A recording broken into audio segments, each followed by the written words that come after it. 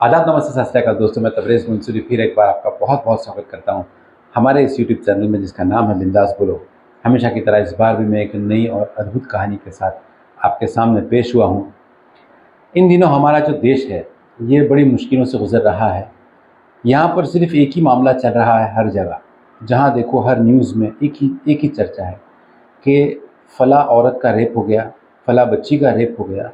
जैसे कि अभी बीच में एक मामला बहुत ज़्यादा तूल पकड़ा था, कोलकाता की लेडी डॉक्टर का। उसके बाद में कई सारे मामलात हुए। मैं क्या-क्या सुनाऊँगा और आप क्या-क्या सुनोगे। उन्हीं में से एक मामला ये है, महाराष्ट्र के जिला थाने में एक शहर है जिसका नाम है बदलापुर। बदलापुर में हाल ही में ये मामला भी बड़ा चर्चे में आया है। 16 अगस्त की बात है। 16 अगस्त 2024 की सुबह को एक माँ ने अपनी 4 साल की बेटी को जब स्कूल के लिए उठाया सुबह और तैयार करना चाहा, बच्ची नहा धो के तैयार तो हो गई मगर स्कूल जाने के लिए वो मना करने लगी। उसकी माँ ने उसको बहुत पूछा कि बेटा क्यों क्यों नहीं जाना चाहते हो? रोज़ तो हमेशा तो तुम बहुत खुशी-खुशी स्कूल जाते हो, आज क्यों मना कर रहे हो? बच्ची रोने लगी, ज़ारो-कतार रोने लगी और बच्ची ने स्कूल जाने से एकदम से इनकार कर दिया। माँ बड़ी परेशान हुई। फिर माँ ने उसको बोली, ठीक है कोई बात नहीं बेटा, आप स्कूल मत जाओ।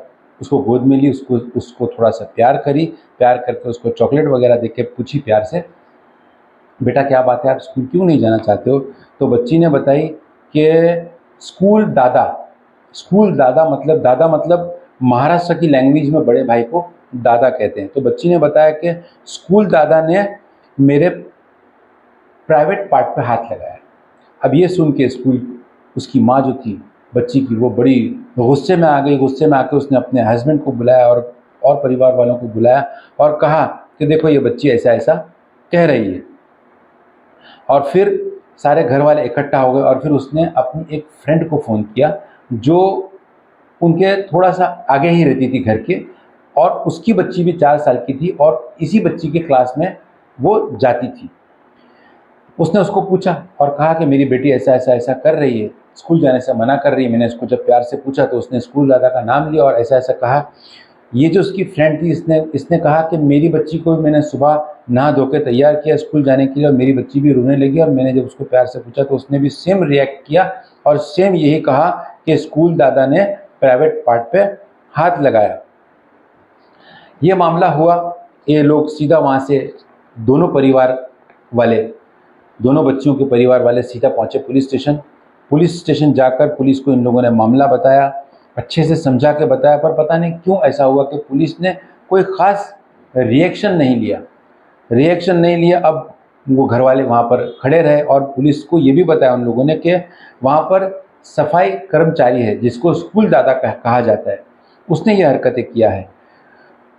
पुलिस ने इस पे कुछ ज़्यादा ध्यान क्यों नहीं दिया ये तो मुझे भी नहीं पता, मगर पुलिस ने कुछ ज़्यादा ध्यान नहीं दिया और घर वाले इंतज़ार करते रहे एफआईआर का, पुलिस के एक्शन का। ऐसा करते करते 1 घंटा बीता, 2 घंटा, ऐसा करते करते 5 घंटा और फिर 12 घंटे बीत गए। 12 घंटों तक जब पुलिस ने कोई एक्शन नहीं लिया तो उसके घर वाले लोग लोकल सोशल वर्कर्स के पास गए और लोकल सोशल वर्कर के पास में जाकर उन लोगों ने सब अपनी बात कही और कहा कि पुलिस एक्शन नहीं ले रही है। तो सोशल वर्कर्स वहाँ पर पहुँचे और फिर एक तरह का हंगामा हुआ पुलिस स्टेशन में। पुलिस ने तुरंत एफआईआर लिया और दूसरे ही दिन यानी 17 अगस्त 2024 को उसे अरेस्ट किया। अरेस्ट करने के बाद में पता चला कि उसका नाम आकाश शिंदे है और वो मुंबई से 50 किलोमीटर दूर खरवाई गांव में रहता है। हालांकि उसका गांव कर्नाटक बताया जाता है, कर्नाटक गुलबर्गा का है वो, मगर वो खरवाई में अपने परिवार के साथ रहता है। उसके परिवार में उसकी माँ बाप और भाई और भाभी रहते हैं। और 1 अगस्त को इसे स्कूल में नौकरी मिली थी, यानी कि कुछ ही दिन हुआ था इसको स्कूल में नौकरी मिलकर। 15, 16 या 17, 18 दिन ही हुए थे। स्कूल में उसका काम था, जो बच्चे को टॉयलेट आती थी ये क्लासरूम से लेकर बच्चे को टॉयलेट करवाता था, टॉयलेट तक लेके जाकर, और फिर वापस से लाकर उसको अपने क्लास में छोड़ता था और उसके अलावा वो सफाई करता था स्कूल की। लेकिन उसी दिन यानी जब इन बच्चियों के साथ ऐसा हुआ, उसने ये एक्सेप्ट किया कि उसने ये बच्चियों के साथ में यौन शोषण किया और ये यौन शोषण जो हुआ वो एक दिन नहीं हुआ, ये 2 दिन हुआ, अलग अलग दिन। यानी कि पहली बच्ची के साथ इसने यौन शोषण 12 तारीख को किया और दूसरी बच्ची के साथ में 13 अगस्त को, यानी नेक्स्ट डे। अब 12 तारीख गई, 13 तारीख गई और इन लोगों को धमकाया कि आप लोग किसी को भी ये बात नहीं बताओगे। अब 14 तारीख को स्कूल में कुछ फंक्शन था, इसके लिए हॉलीडे था। 15 अगस्त को इंडिपेंडेंस डे था। दोनों दिन स्कूल बंद थी। बच्चे लोगों 16 तारीख को स्कूल जा रहे थे और 16 तारीख को जब उनके माँ बाप ने उनको तैयार किया स्कूल जाने के लिए, तो ये सारा मामला सामने आया। जब पुलिस ने इन्वेस्टिगेशन किया तो पता चला कि इस व्यक्ति की पहले भी 3 शादियां हो चुकी थी और तीनों औरतों से इसका डाइवोर्स हुआ था। और अंदाज़ा ये लगाया जा रहा है कि ये उनकी जो पत्नियां थी 3, उनके साथ में भी कुछ ऐसी ऐसी हरकतें करता था वो, जिस वजह से उसकी पत्नियों ने उसे छोड़ दिया था। जबकि कोलकाता का मामला हुआ था, उसका प्रोटेस्ट चल रहा था हर जगह, ऑल इंडिया में उसके प्रोटेस्ट यहाँ पर चल रहा है। उसी टाइम पे ये मामला, यानी कि 20 अगस्त को ये मामला तूल पे आ गया, बदलापुर वाला, और ये चर्चा में आ गया और लोग इकट्ठा होने लग गए इसका प्रोटेस्ट करने के लिए। इकट्ठा हो गए, अब 10-20 लोगों से 25-50 लोग हो गए, 25-50 लोगों से 200-500 लोग हो गए। ऐसा करते करते सैकड़ों की तादाद में लोग जमा हो गए और कुछ लोग स्कूल में तोड़फोड़ कर दिए कुछ लोगों ने, और कुछ लोगों ने इसके घर पे तोड़फोड़ कर दिए। और कुछ लोग सुबह 8 बजे बदलापुर रेलवे स्टेशन पर पहुंच गए और उन लोगों ने सुबह 8 बजे से शाम को 6 बजे तक ट्रेन को रोक के रखा। पुलिस ने जब उन लोगों को वहां से हटाना चाहा, उनको समझाना चाहा, उनसे बातचीत करनी चाहिए पुलिस ने, तो इन लोगों ने, ये जो गुस्साई भीड़ ने पुलिस पर पथराव किया, जिसमें पुलिस वाले भी कुछ घायल हो गए। वहां पर जब पुलिस उन्हें रोकने की कोशिश जितनी भी करती गई, उतनी ज़्यादा लोग जमा होते गए और उतनी ज़्यादा लोग मोर्चेबाजी और चिल्लम-चाली करने लगे। और सभी की यही मांग थी कि आरोपी को फांसी दी जाए, जल्द से जल्द फांसी दी जाए। बाद में पुलिस ने 300 लोगों पर एफआईआर दर्ज किया और जिसमें से 72 लोगों को, 72 लोगों को पुलिस ने हिरासत में भी लिया। और ये जो पुलिस ने जो बहुत जल्दी एफआईआर लिया भीड़ पर और 72 लोगों को अरेस्ट भी किया, अगर यही जल्दी पुलिस उस समय दिखाती तो शायद ये सारा मामला नहीं होता। खैर कोई बात नहीं, कुछ मजबूरी हुई होगी पुलिस की अपनी।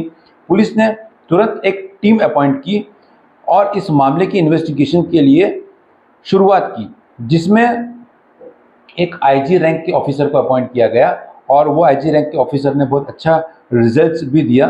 फटाफट उन्होंने जो भी इसमें आरोपी थे उसको अरेस्ट किया और सारे मामले को ठंडा किया। जिस तरह कोलकाता वाले मामले में पीड़ित के परिवार को 3 घंटा रुकाया गया अपनी बेटी का शव देखने के लिए, उसी तरह यहाँ पर भी हुआ। इसके परिवार वालों को 12 घंटे के लिए रुकाया गया एफआईआर करने के लिए। और फिर 12 घंटे के बाद जब ये लोग सोशल वर्कर्स के पास गए और उन लोगों ने हंगामा मचाया, तब जाकर एफआईआर दर्ज की गई। जब पुलिस को ये सवाल किया गया कोर्ट में कि आपने एफआईआर लेने में 12 घंटा क्यों किया, तो वहाँ पर जो पुलिस कर्मचारी मौजूद थे उन्होंने बताया कि हम लोगों ने एक महिला पुलिस ऑफिसर के साथ में 3 पुलिस वालों को और भी हम लोगों ने सस्पेंड कर दिया, यही चीज़ की वजह से कि इन लोगों ने 12 घंटा लेट एफआईआर क्यों लिया। इस मामले में ऐसा हुआ कि ये जो पीड़ित जो अरेस्ट हुआ, इसके घर वालों ने जब वकील करना चाहा तो सारे वकीलों ने इसका केस लड़ने से मना कर दिया। सेम यही कोलकाता वाले मैटर में भी हुआ, महिला डॉक्टर के साथ में जो रेप और मर्डर हुआ था उसमें भी ऐसे ही हुआ कि वकीलों ने साफ इनकार कर दिया आरोपी की तरफ से लड़ने के लिए। अगर ऐसा ही यही दौर इंडिया में चला तो मैं श्योर हूँ कि ऐसा मामला, यानी ये जो रेप हो रहा है, ये पूरा बंद हो जाएगा। अगर एडवोकेट्स इनका मैटर लड़ने से ही मना कर दे तो इनके पक्ष में कोई बोलने वाला होगा नहीं कोर्ट में, और कोर्ट इनको कड़ी से कड़ी सज़ा देगी और जल्द से जल्द देगी। अगर कोई वकील इनके लिए खड़े होने वाला ही नहीं हुआ, तो इनके लिए कोई लड़ने वाला ही नहीं हुआ, तो मैं ये वकीलों से भी रिक्वेस्ट करूँगा अपने इस चैनल के माध्यम से कि ऐसे जानवरों का आप केस मत लो।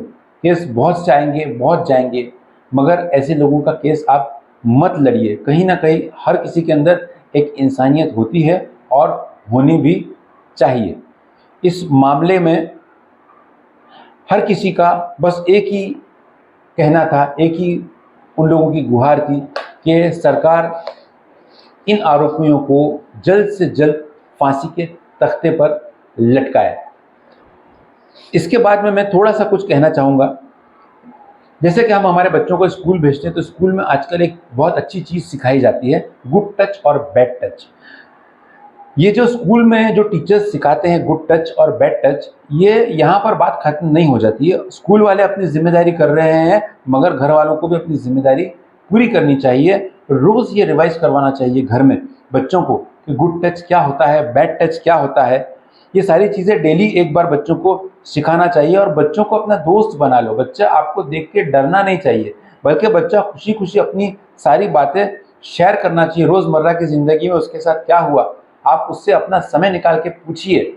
और ये पूछिए कि स्कूल में क्या हुआ, स्कूल में किसी बच्चे से कुछ बात हुई या टीचर से कोई बात हुई या प्यून से कोई बात हुई। इस तरह से आप लोग पूछिए। जिस तरह बदलापुर के मामले में वकीलों ने लड़ने से मना कर दिया, इस तरह मैं फिर एक बार कहूँगा कि सारे वकीलों को कि ऐसे लोगों का, ऐसे हैवानों का केस लड़ने से बिल्कुल भी इनकार कर दीजिए। ये थी आज तक की कहानी। तो फिर मिलेंगे एक नई और अद्भुत कहानी के साथ। तब तक के लिए मुझे इजाज़त दीजिए। आदाब, नमस्ते, सत श्री अकाल।